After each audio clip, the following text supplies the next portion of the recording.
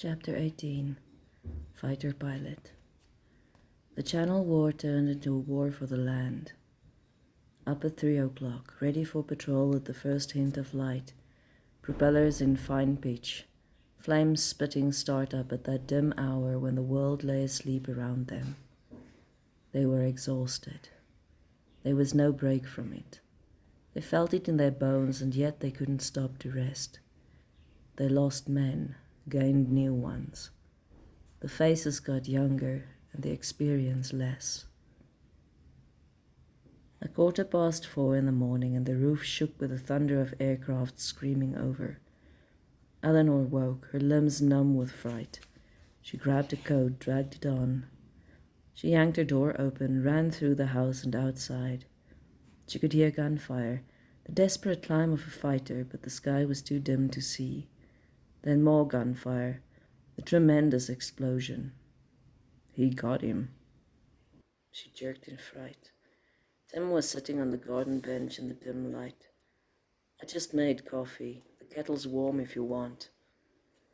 She was staring at the sky. The engine sound was closer and very, very low. A Spitfire just above rooftop level, menacing in the dawnlight, looking like the very devil. It screamed over. She lifted her hand. The wings waggled and then it broke, up and away. Tim shook his head. That's another kill for him. Who was it? Her heart clenched. That was our fighting Irishman. You'll know him with a K and the shamrock below the cockpit. Johnny was running up a steady rate of kills, but the whole squadron was exhausted. It was hard to tell whether something had happened yesterday or 3 days ago. Every day melted into the previous in a haze of exhaustion. Tim searched Danny out after a particularly rough day. Eleanor sent this. He looked half embarrassed, held out a tin. She said if he wanted to reply, I should take the letter back to her tonight. Danny was so tired he shook in his flying suit, but it made him smile. He could picture her, small and anxious and earnest, telling Tim to get word back to her. I'll see what I can do. She had baked in biscuits. Johnny walked by. Is that what I think it is? He showed him. Oh, it is. You're a lucky man, you bastard.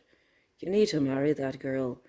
And if this doesn't make you want to, then by the saints, leave her so I can. Johnny grabbed a biscuit and was gone. They were good. They tasted of love and home, and he didn't have a home. The letter was a different thing. Danny, love, what am I supposed to call you? I call you many things. Love, sweetheart, mine. You are. These are for you, and doubtless Johnny will steal some if he can, but most are for you. Do what you must, love, and then come home. Just come home. Tim tells me what he knows, so I mostly know you're all right. I miss you. I'm waiting for you. All my love, L. He blinked. The biscuits tasted of love and home was wherever she was. The bell rang. Scramble. He had time to put the letter in his flying suit, and then he ran.